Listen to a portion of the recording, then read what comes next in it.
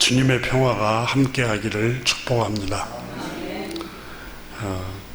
헨리 나우엔이라는 분은 네덜란드 출신의 로마 가톨릭 신학자 영성 작가인데, 이분이 그분의 책에 세상의 모든 사람은 상처받은 영혼이다 라고 했습니다. 상처를 다 갖고 있다는 겁니다.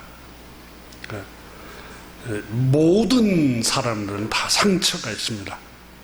우리가 완벽하게 보이고 또 신사숙녀처럼 보여도 이 영혼, 마음의 상처를 다 안고 살아갑니다. 전적으로 동의합니다.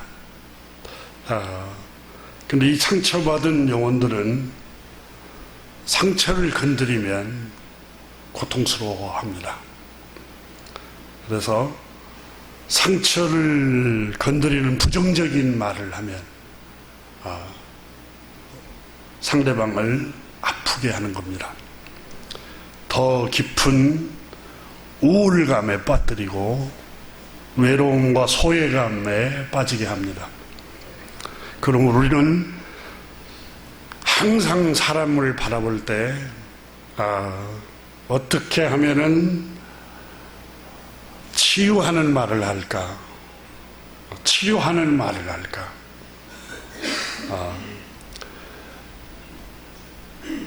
잠언의 주님께서 잠언 기자를 통해서 말씀했습니다. 함부로 하는 말은 사람의 생명을 해친다 그랬습니다. 함부로 하는 말. 그래서 우리는 서로 말 한마디 한마디 하면서 상처 주는 말을 하지 말아야 합니다. 우리에게는 위로가 필요하고 위안이 필요하고 용기가 필요하고 힘이 되어주는 말이 필요합니다. 왜냐하면 우리 모두는 상처를 받고 있기 때문입니다. 우리가 원하든 원치 않든 말입니다. 다산 정약용 선생의 문집에 보면은 두 아들에게 보낸 편지 가운데 자식을 잃은 아내의 마음이라는 제목으로 글을 쓰는 편지가 있습니다. 이 글을 잠깐 소개합니다. 아마 다산 선생께서 18년 동안 강진에 유배를 당하면서 두 아들을 놓고 사랑하는 아내를, 그리고 딸 농이라는 이름을 가진 딸이 있었던 것 같습니다. 근데 이 딸이 하나님의 부르심을 받아서 세상을 떠나고 말았습니다. 다산 선생이 저 땅끝 강진에 유배당했을 때 딸이 죽었어요. 그러면서 이렇게 편지를 씁니다. 이 소식을 듣고 우리 농이가 죽다니 끔찍하고 절망적이고 몹시 슬프고 괴롭구나. 참담하고 참담하구나. 하지만 그 인생이 애처롭고 또한 불쌍하구나. 그렇지 않습니까? 이 아름다운 세상에 건강하게 살아보지 못하고 또 일찍 죽으니까 아버지로서 애처롭고 참으로 불쌍하구나.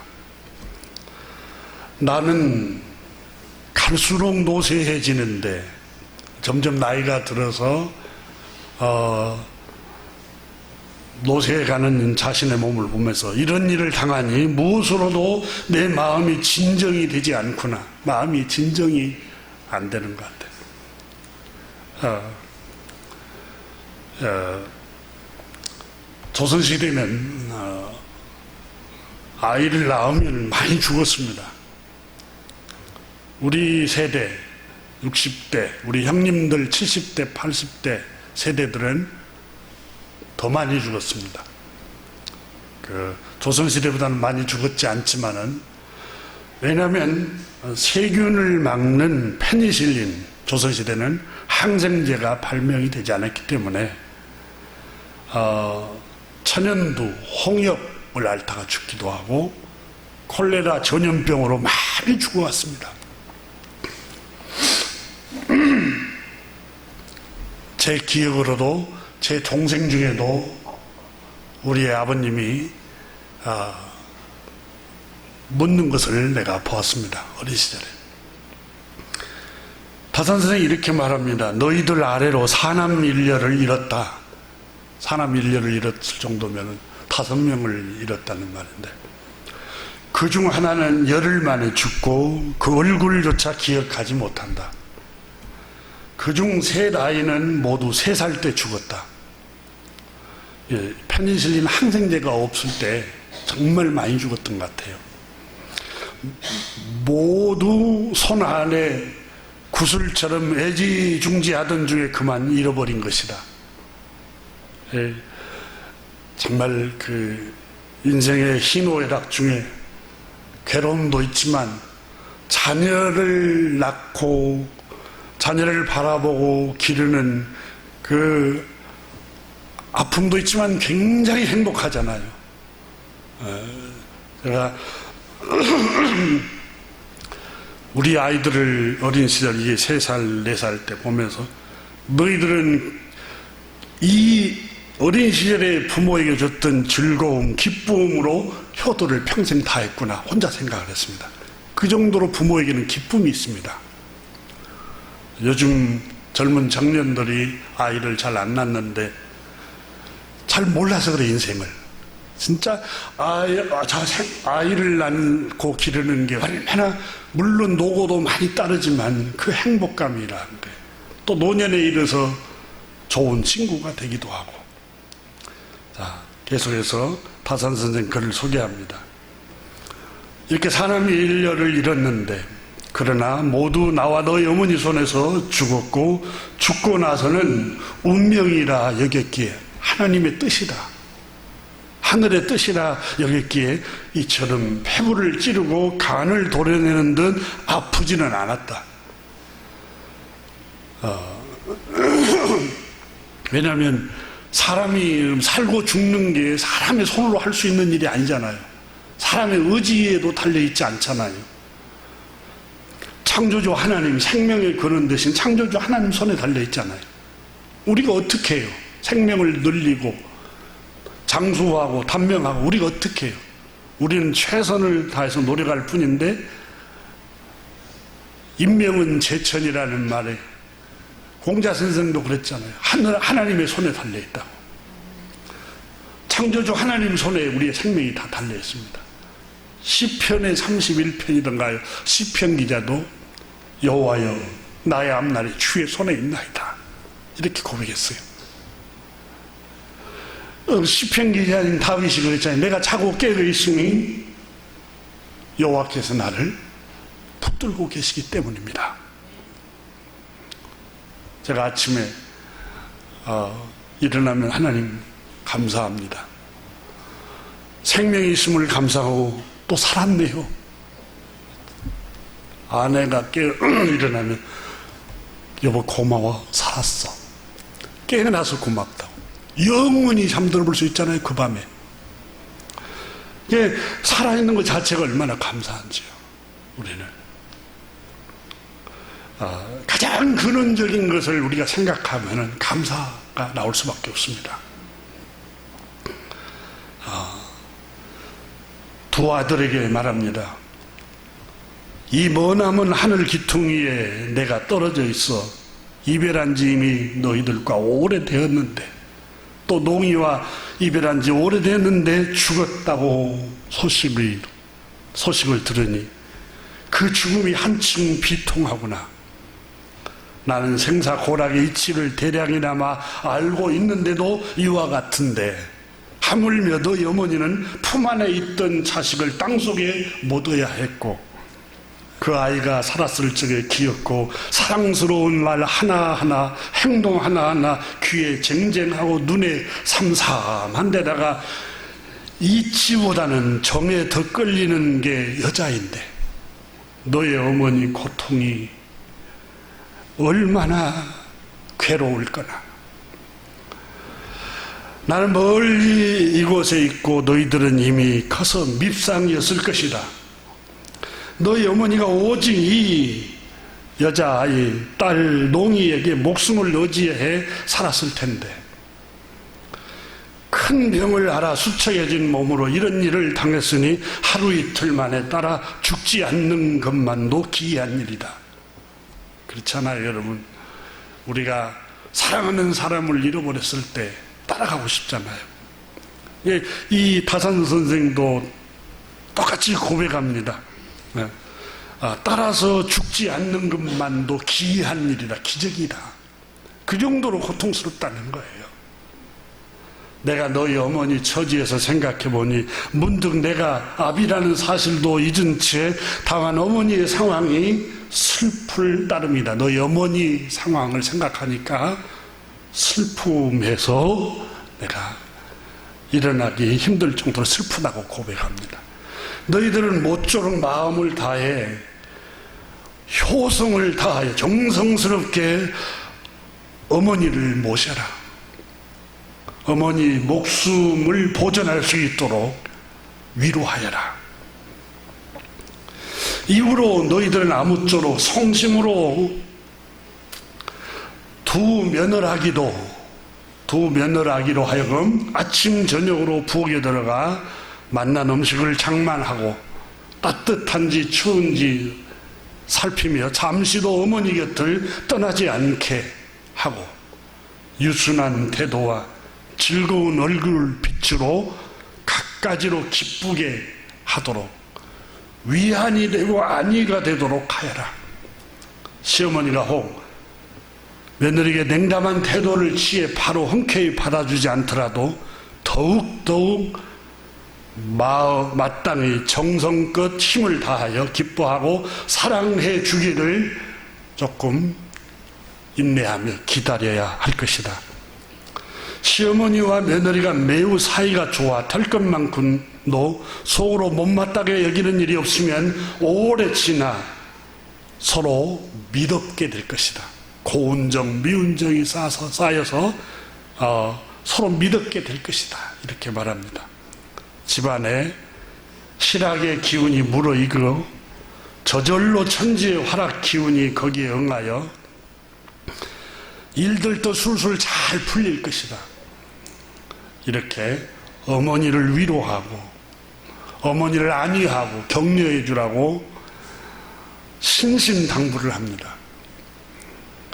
여러분, 우리 주님이 오신 목적이 우리를 위로하러 오셨습니다. 구원하러 오셨어요. 구원이 뭡니까? 위로자입니다. 예수 그리스도 이름은 구원자, 위로자. 성령님은 위로자입니다. 로마서를 여러분 바울 선생이 기록한 목적은 딱 한 가지입니다. 로마서 1장에 말했습니다. 너희로 하여금 위로받기 위함이라. 이 구원의 확신을 너희에게 줌으로써 너희 영혼이 위로가 되도록 하기 위해서 이 로마서를 기록한다고 그랬습니다. 어쩌면 우리가 인생을 살아가면서 사계절이 있듯이 이 무더위가 있듯이 여러 가지 시련이 우리에게는 다가옵니다. 그리고 상처를 줍니다. 우리에게 진짜 필요한 게 위로입니다. 여러분, 부부간에도 제일 필요한 게 위로입니다. 부모와 자식 간에도 위로입니다. 형제와 형제 사이에도 위로가 필요합니다. 용기가 필요하고. 그래요. 지적 안에도 잘못을 알고 있습니다. 모처럼 만나면은 잘못을 따져서 지적하려고 하지 말고 손을 잡아주고 용기를 주고 힘이 되어줍시다. 우리 주님께서 세상에 오신 목적은 모든 사람들을 구원하러 오셨습니다. 죄에서, 저주에서, 질병에서, 약함에서 넘어진 사람들을 다 구원하러 오셨습니다.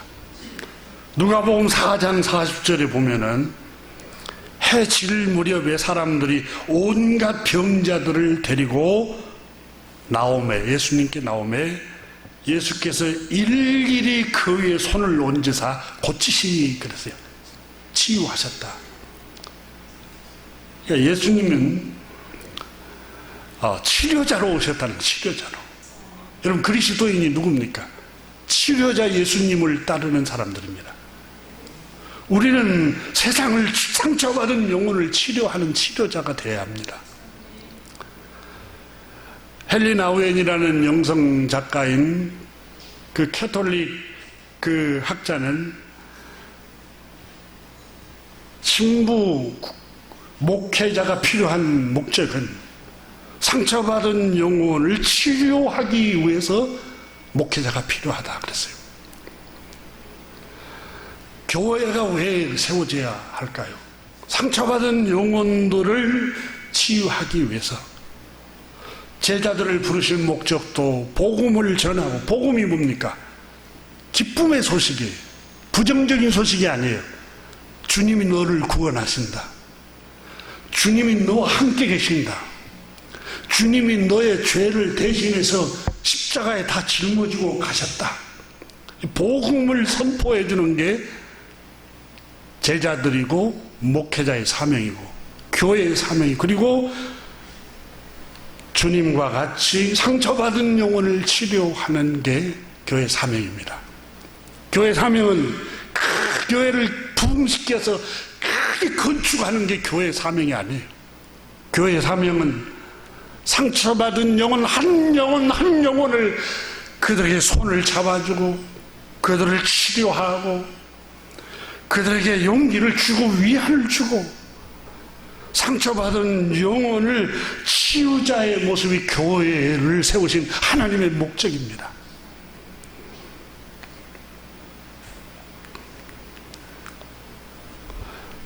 마태복음 4장 23절에 예수께서 온 갈릴리를 두루 다니시며 그들의 회당에서 가르치며 하나님 나라의 복음을 선포하며 기쁨의 소식을 선포하며 백성 가운데 모든 질병과 모든 아픔을 고쳐주셨다. 이렇게 새번역 성경에 번역했습니다. 주님은 뭘 치료비를 받은 게 아닙니다. 아무 값없이, 그러면서 제자들을 보내면서 값없이 받았으니 너도 값없이 베풀으라고 하셨습니다. 예수의 소문이 24절의 마태복음 4장에 온 시리아에 퍼져갔는데, 그리하여 사람들이 갖가지 질병과 고통으로 앓는 모든 사람들과 환자들과 귀신 들린 사람들과 간질병 환자들과 중풍병자를 예수께로 데려왔는데 예수께서 그들을 고쳐주셨다. 예수님은 치료자로 오셨습니다. 마태복음 9장에는 이렇게 기록합니다. 35절에 예수께서 모든 도시와 마을에 두루 다니사 회당에서 그들을 가르치시며 천국 복음을 전파하시며 모든 병과 모든 약한 것을 고치시니라. 여러분, 우리는 약하면 멀리하고 강한 것만 고르고 강한 사람만 가까이하고 높은 사람만 두려워하고 조심하고 약한 사람은 멸시하고 약한 사람은 무시하는 경향들이 있습니다. 그러나 우리 주님은 약한 사람들을 친구 되어주러 오셨고 약한 사람들을 치유하러 오셨습니다. 여러분, 똑같이 자녀들을 사랑해야지만 가장 약한 자녀, 재능이 없는 자녀, 좋은 학교를 못 가고 또 출세하지 못한 아이가 출세하지 못한 자식과 같이 제일 출세하는 자식에 비교해서 못하는 자식, 여러분이 주님의 마음으로 대해야 됩니다. 재능도 조금 모자라고 뛰어나지도 않고 흠도 많고 여러 가지 부족함이 많은 그 사람들의 친구로 예수님이 오신 거예요. 그래서 예수님은 마태복음 9장에 병자와 허약한 사람들을 모두 고쳐주셨다 이렇게 기록하고 있습니다.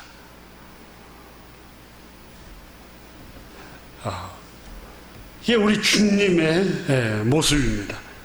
마태복음 10장 1절에 보면은 예수께서 그 12 제자를 부르사 더러운 귀신을 쫓아내며 모든 병과 모든 약한 것을 고치는 권능을 주시니라. 약한 사람들을 고치고 병을 고치고, 그러니까 주님이 제자를 부르시고 목회자를 부르신 목적을 분명히 말했습니다. 교회를 세우신 목적도 말씀하셨습니다. 주님께서 마태복음 10장 7절 이하에 보면은 전파하여 천국이 가까웠다고, 천국은 하나님의 나라, 소망을 얘기하라는 거예요. 희망을 전해주라는 거예요. 백성들을 낙담시키지 말고 위축시키지 말고 늘 희망을 얘기해주고 소망을 얘기해주고 천국의 소망을 얘기하라는 거예요.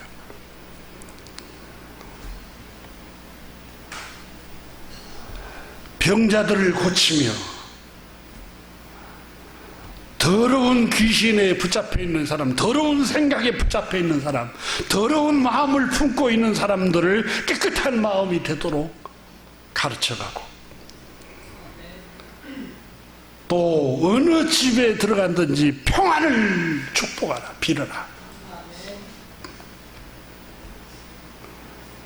이사야 53장에는 선지자 이사야가 기록했습니다.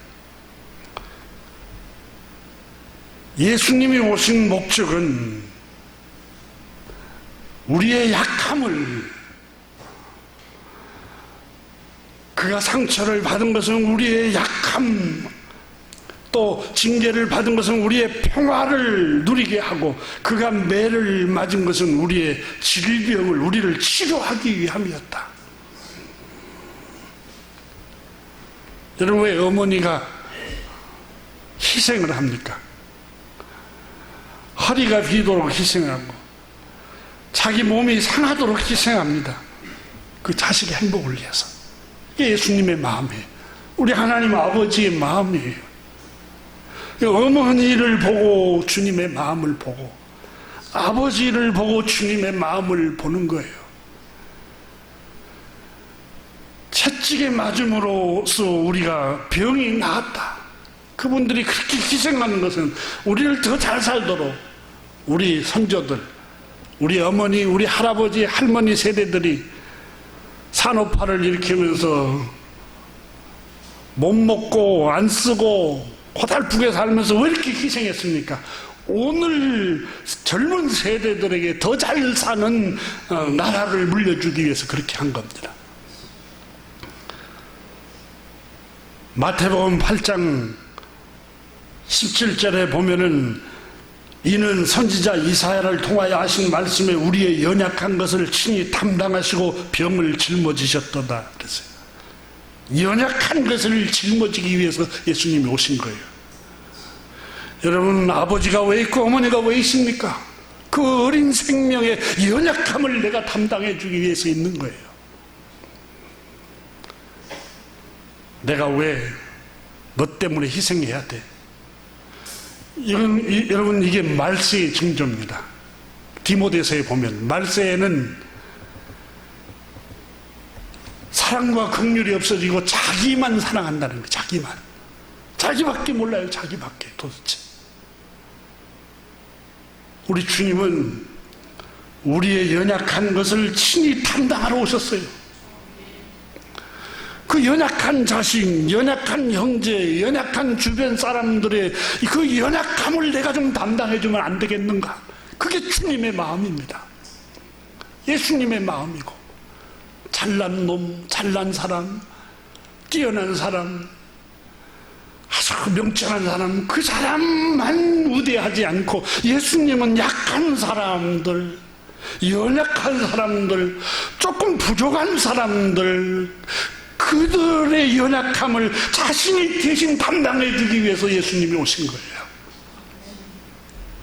그래서 교회를 세우셨고 제자들을 세우셨고 목회자들을 보내신 목적이 그거예요. 본래 목적이.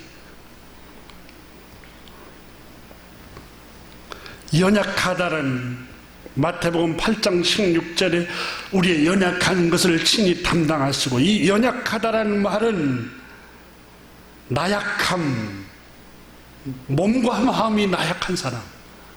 너는 왜 이렇게 마음이 그렇게 약하니? 이렇게 여러분 핀잔을 주지 말고 그 약한 사람들에게 용기를 주라고 내가 있는 거예요. 주님이 아내로 보내고 남편으로 보내고 우리 아버지 우리 어머니 왜 이렇게 나약할까? 그래서 여러분 자식을 보내고 연약한 그들을 담당해 주기 위해서 하나님께서 나를 보내시고 우리 모두를 보내신 거예요. 이게 예수님의 마음이고 우리 하나님 아버지의 마음입니다. 왜 자꾸 유혹에 넘어질까? 이 연약하다는 단어, 헬라 말의 아스테네이아라는 이 단어 안에는 도덕적으로 연약하고 유혹에 넘어진 자를 의미하기도 한다고 나옵니다. 그래서 늘 그들의 유혹에 빠지지 않도록 말씀으로 권면해주고, 이 연약한, 허약한, 무력한, 힘이 없는 이란 뜻입니다. 그들의 짐을 짊어주고 그들의 짐을 내가 대신 짊어주기 위해서 예수님이 오셨다고 그랬어요. 왜 나는 이런 허드렛 일, 지가 해야 할 것을 내가 이걸 다 감당해야 돼. 여러분, 그가 부족하고 그가 힘이 없고 그가 무력하고 그가 연약하기 때문에 하나님께서 나를 천사로 하나님께서 보내신 거예요. 선교사로. 선교사는 여러분 멀리 외국에 나가는 것만 선교사가 아니에요. 우리 주님께서 요한복음 17장에 그랬어요. 아버지께서 나를 보내신 것처럼 나도 너희를 세상에 보내노라 그랬어요. 우리 모두는 다 그리스도의 마음을 품고 힘없는 사람, 무력한 사람, 부족한 사람, 연약한 사람들에게 대신 힘을 짊어질 수 있는 선교사로 주님이 보내신 거예요.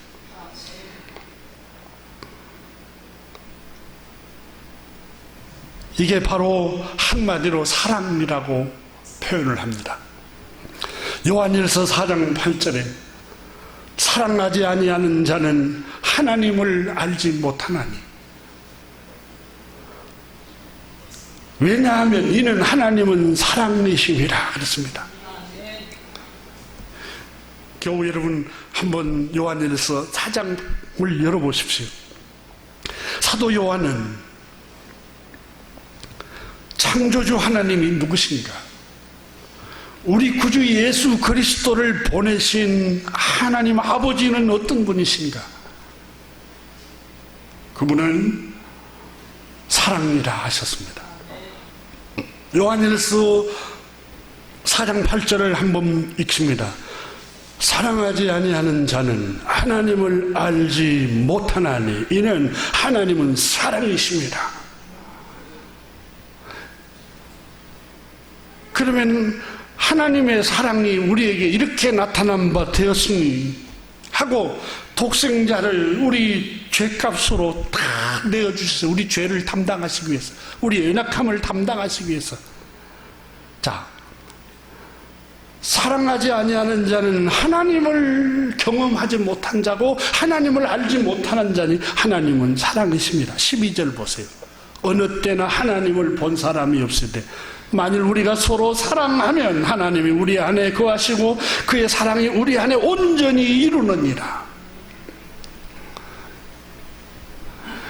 연약한 점을 늘 담당해주고 약점을 늘 담당해주고 모자란 점을 늘 자기가 짐을 져주는 사람을 여러분 곁에서 보십니까? 분명히 그 사람 안에 하나님이 계시기 때문에 그렇습니다.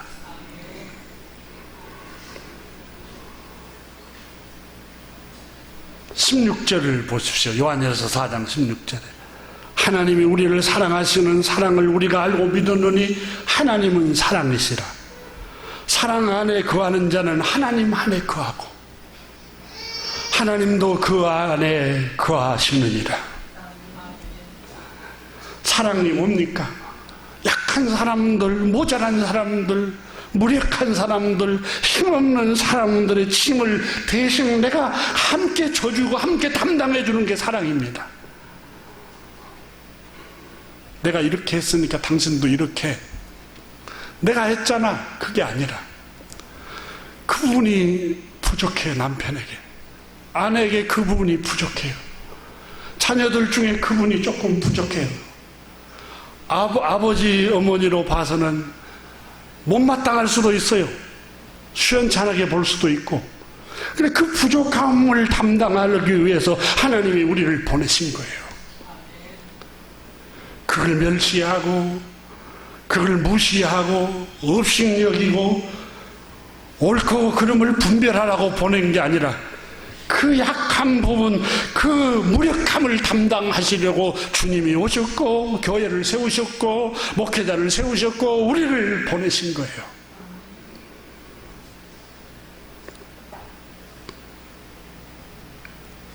하나님이 누구십니까?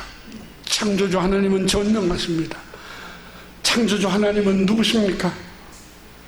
자비가 끝이 없으신 분입니다. 자비한 주께로 지금 곧 나오라.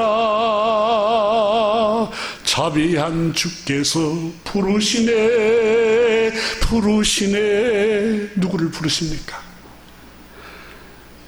모난 사람들, 죄인들, 의롭지 못하는 사람들, 약한 사람들, 무력한 사람들, 흠이 많은 사람들, 재능이 없는 사람들, 주님이 그들에게 그 짐을 짊어지기 위해서 주님이 부르십니다.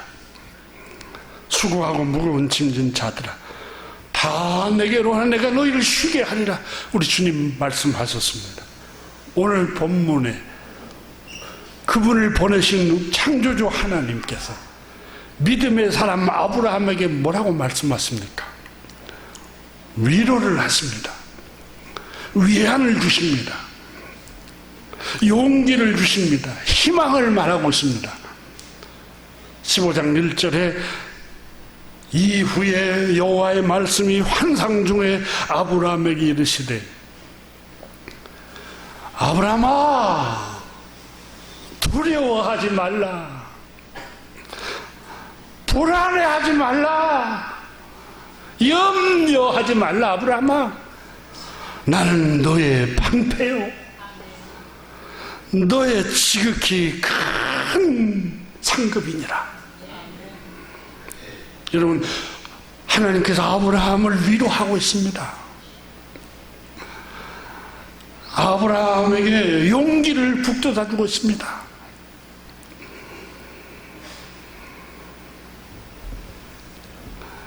아브라함은 1절에 의하면은 14장에서 전쟁에서 이기고 돌아왔지만 불안하게 떨고 있고 두려워하고 있었음을 엿볼 수가 있습니다. 그럼 아브라함은 왜 두려워하고 왜 불안했을까요? 여러분 인생 자체가 불안해요. 오늘은 담대했다가 말씀 들을 때는 평안을 얻다가 또 집에 가고 하루 지나면 또 불안해져요. 또 염려가 되고. 그래서 인생은 여러분 바다를 항해하는 것과 같다고 그러잖아요. 바닷물이 자꾸 출렁거리니까 배가 기우뚱자뚱 평안했다가도 근심이 찾아오고 근심했다가 두려움도 찾아오고 불안도 하고. 아브라함은 우리와 똑같은 성정을 가진 인간입니다. 그래서 불안한 거예요. 여러분, 설교하는 목회자는 불안이 없을까요? 끊임없이 불안이 찾아옵니다. 끊임없이 염려가 찾아오고 밀물처럼 찾아올 때가 있어요. 왜 없겠어요? 똑같아요, 우리 모두는 다. 근데 하나님께서 아브라함에게 말씀합니다. 아브라함아, 두려워하지 말라. 여러분, 받아서 걱정하지 마. 한번 해봅시다. 시작. 걱정하지 마. 여러분 남편과 아내에게 걱정하지 마. 내가 당신 곁에 있잖아. 그리고 주님이 우리 가운데 계시잖아. 지나온 날을 한번 생각해봐. 더 어려운 일도 많았는데 다 지나오잖아. 너 받은 복을 세어보아라고 찬송가에 나오잖아요. 이 고난도 지나갑니다. 슬픔도 지나가고. 여러분, 슬픔을 만나는 형제 자매가 있습니까? 시간이 지나고 세월이 지나면은 상처가 조금씩 아무나져 갑니다.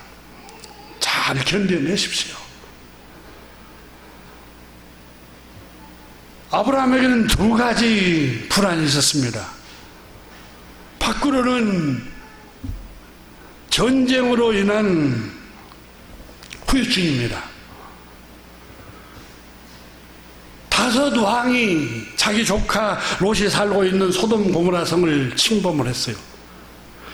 그리고 다 재물을 빼앗아가고 조카도 잡아가고 가족, 친척 모든 재물까지 다 노략질해 갔어요. 노예로 삼고. 안으로는 어떤 두려움이 있었을까요? 가정에 불안이 있었습니다. 아브라함에게 큰 고민은 자식 문제였습니다. 밖으로는 외부의 도둑질, 강도, 전쟁의 위험. 여러분, 우리도 똑같이 경험하잖아요. 우리도 외부적으로는 전쟁의 위험, 작년과 재작년에 여러분, 우리나라에도 전쟁의 위험이, 또 몇 년 전에도 전쟁의 위험이, 전 세계적으로 전쟁의 위험이, 한반도는 약소국가이기 때문에 언제든지 강대국이 도구로 사용할 수 있어요. 자기 이익을 위해서. 여기 남북이 분단된 것도 여러분, 러시아, 이 소련하고 미국이 그냥 38선을 자기들이 합의해갖고 거어버렸잖아요. 그러니까 언제든지 우리 대한민국은 약소국가이기 때문에 그런 위험이 도사리고 있어요. 이런 두려움이 있어요, 우리에게는. 또 내부적으로는 아브라함에게 자식 문제예요, 자식 문제. 100세가 다 돼가는데 80세가 다 돼가는데 자식이 없어요. 옛날에는 자식을 낳지 못하면 우리 조선시대 7거지 악 중에 하나라고 이렇게 저주를 해버렸어요. 그러니까 자식을 못 낳으면 그렇게 멸시를 했어요. 멸시하고 사람 취급도 안 하고. 그게 악습이었죠, 악습. 여러분, 자식을 못 낳으면 또 아내를 쫓아내기도 하고. 여러분, 불임이 아내 문제만이 아니잖아요. 의학적으로 남자에게서 불임이 될 수가 있잖아요. 근데 무조건 여자들만, 여자들의 인권을 완전히 다 묵살해버렸어요. 복음이 들어오기 전에. 가정의 문제, 아브라함이 자녀를 낳지를 못하고 있습니다. 사라와. 근데 아브라함이 여러분 318명의 사병을 거느릴 정도면 부자였다는 걸 보여줍니다. 근데 양떼도 많고 소떼도 많고 부자였고 여러분, 우리는 두 사람, 서너 사람 먹고 살기도 힘든 서민들이잖아요. 근데 318명을 먹여 살 정도 대기업이죠, 대기업. 근데 이걸 물려줄 친자식이 없는 거예요. 물려줄. 그러니까 아브라함은 불안한 거예요. 두렵고 불안하고 내가 이렇게 뼈 빠지게 애써서 돈을 벌고 사업을 키워놨는데 남 좋은 일만 시키겠구나, 그런 생각이 들겠죠. 그때 하나님께서 아브라함아, 두려워하지 말라, 이렇게 말씀하신 거예요. 여러분, 우리가 주목할 말씀이 1절에 보세요. 이후에, 그 말이에요. 전쟁을 겪은 후에, 불안한 후에, 그 전쟁의 트라우마가 있는 후에 주님께서 아브라함에게 여호와의 말씀이라고 표현하고 있어요. 하나님께서는 말씀으로 다가옵니다. 말씀으로. 그래서 요한복음 1장에 그러잖아요. 태초에 말씀이 계시니라. 이 말씀이 하나님과 함께 계신 이 말씀은 곧 하나님이시니라. 여러분, 하나님의 음성을 잘 들으려면 성경을 읽어야 돼요. 성경을 사랑해야 되고. 사무엘상 1장에 보면은 선지자 사무엘에도 여호와께서 사무엘에게 말씀으로 나타내시니라 그랬어요. 말씀으로 사무엘에게도 나타나셔요. 그러니까 말씀으로 하나님께서 우리에게 말씀하시는 거예요. 뭐라고 말씀합니까? 두려워하지 말라. 나는 너의 방패가 되어줄게, 이렇게 말씀해요. 나는 너의 방패가 되어줄 거야. 두려워하지 마.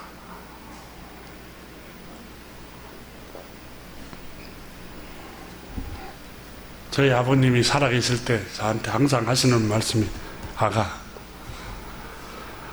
나는 너의 담이 되어주마. 계속 하셨어요. 어떻게 해서든지 내가 너의 담이 되어주마. 내가 밭일을 하고 치일을 하는 것도 너 담이 되어주기 위해서 그런다. 올라오셔서 말하실 때마다 그러세요. 너의 담이 되어주고 나면 나는 가도 아무 여한이 없다, 이렇게 말씀해요. 여러분, 이게 주님의 마음이에요. 우리 주님께서는 우리에게 담이 되어주겠다고, 방패가 되어주겠다고 말씀하세요.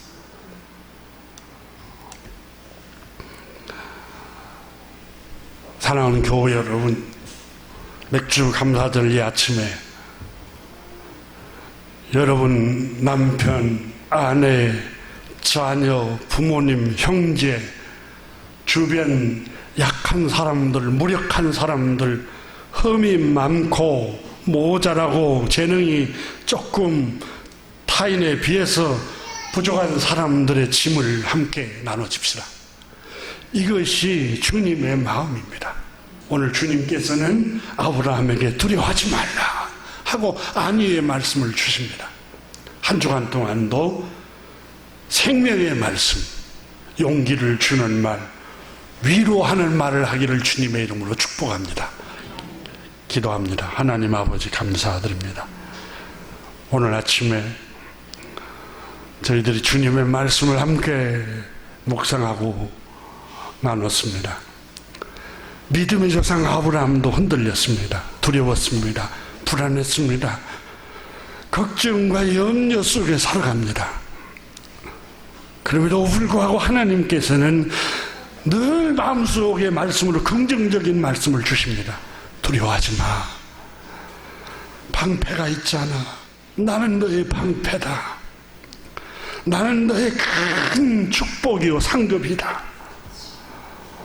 환경을 바라보면 절망적이고 낙담이 되지만, 보이지는 않지만 내가 너와 함께 있다고 말씀하신 하나님 아버지, 우리 교우들 한 분 한 분에게 주님께서 방패가 되어주시고, 주님께서 피난처가 되어주시고, 주님께서 상급이 되어주시옵소서.